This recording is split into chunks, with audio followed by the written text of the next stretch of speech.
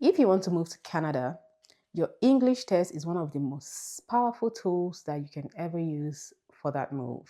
As a student, some schools require your English test, and then as a permanent resident applicant through your Express Entry profile or citizenship applicant, you also need English tests. For permanent residency application, hitting that CLB 9 gives you extra 50 points. So you see, your English test in Canada is a very big deal. As an applicant to Canada, you're probably stressing, which of these English tests should I take right now? The IELTS or the CELPIP test? I'm here to make that decision easy for you because I'll be comparing both tests, leaving you with a decision to make. Which of these two tests is easier to score high in? Today, I'm ending that debate. I'll be breaking down the differences in both tests, the writing, reading, speaking, and listening aspects of both tests. If you're a student planning to study in Canada or already in Canada, sit back because I'll be revealing a massive secret when it comes to the academic element or category of both tests. And let's dive into it. Welcome back. My name is Aku Obi. Before we compare the tests, I need to save all international students watching this right now from making a $250 mistake. So sit back and hear the gist. As a student applying to Canada for studies, you do not need CELPIP test because there is no CELPIP test for students. CELPIP test is only used for application of postgraduate work permits, for permanent residency, and for citizenship applications. Let's talk about IELTS.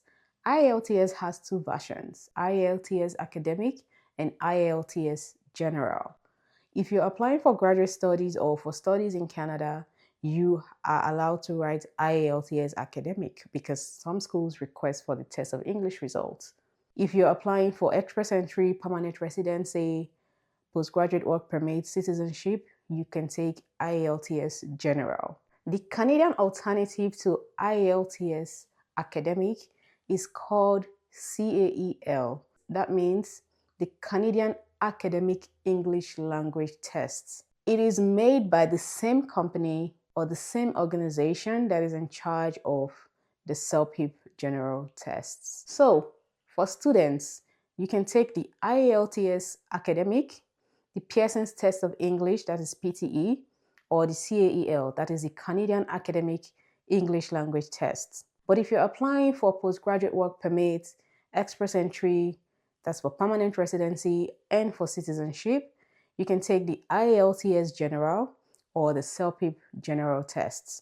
Diving into the format of these tests, you'll be tested under these four categories: speaking, writing, reading, and listening. For listening and reading, if you choose to go for the IELTS tests, know that the English is a mix of British English, Australian English, and North American English. In CELPIP, it is 100% Canadian English. If you have lived in Canada for a period of time, you have interacted with the people in Canada, CELPIP might be easier for you to write. Like IELTS, which is a mix of British English, North American English, and Australian English.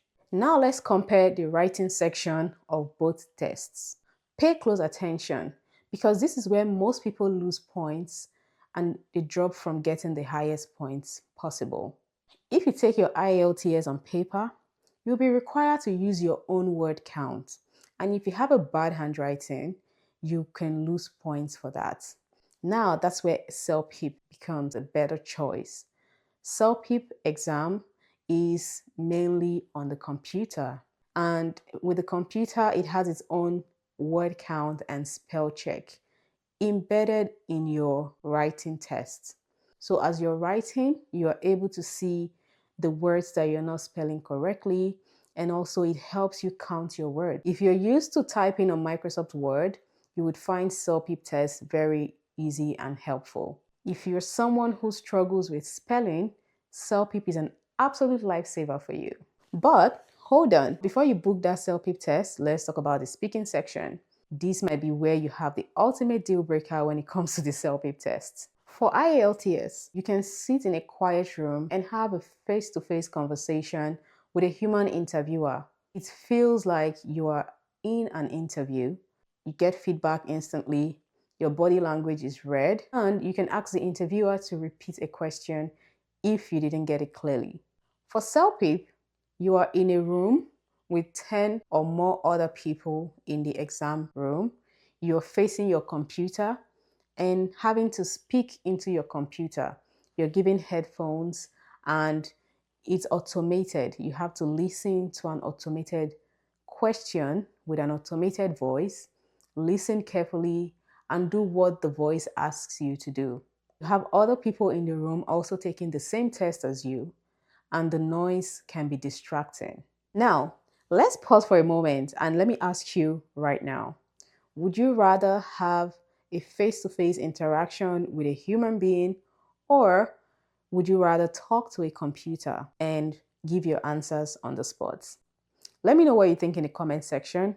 If you would prefer a face-to-face interview, comment human in the comment section. If you prefer to talk to a computer screen, comment computer in the comment section, and I promise I will respond to all comments. Let's talk about costs for each of the tests and how long it takes for their results to be out. Cost depends on the country. It typically ranges from $230 to $300 US. For the result delivery, the computer delivered IELTS typically takes 3 to 5 days. The CELPIP test results take typically 4 to 5 days after the test. So I would say it's a tie. Now let's talk about the scoring pattern and grading. If you have a 9 in all your skill levels in CELPIP, that is typically a CLB 9.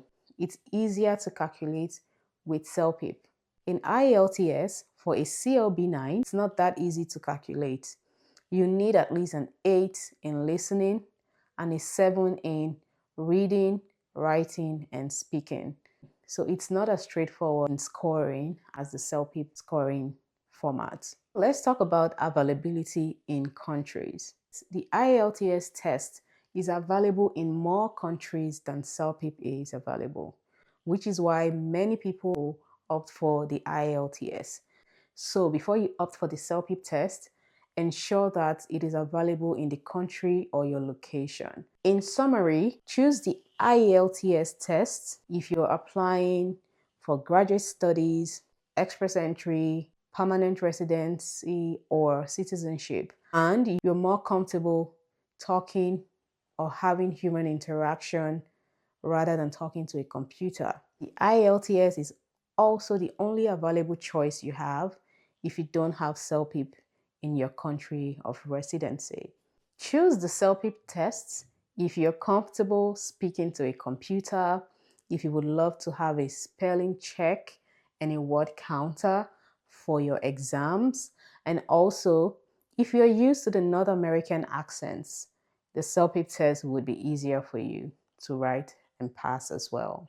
Personally, I think that if you are a fast typist, you're used to a computer keyboard and you love to write and you want to see what you're writing regarding your word count and your spell check, the CELPIP is slightly easier to pass. If you're still planning your immigration journey or you want to open your express entry profile and you need a guide on how to go about your WES evaluation, I have a video on the ultimate guide when it comes to your WES evaluation. Click on the link above and it takes you straight to the video. Getting your English test done is a huge relief and just one step in your immigration to Canada journey. If this video has been helpful to you, please click on the subscribe button and leave your comments.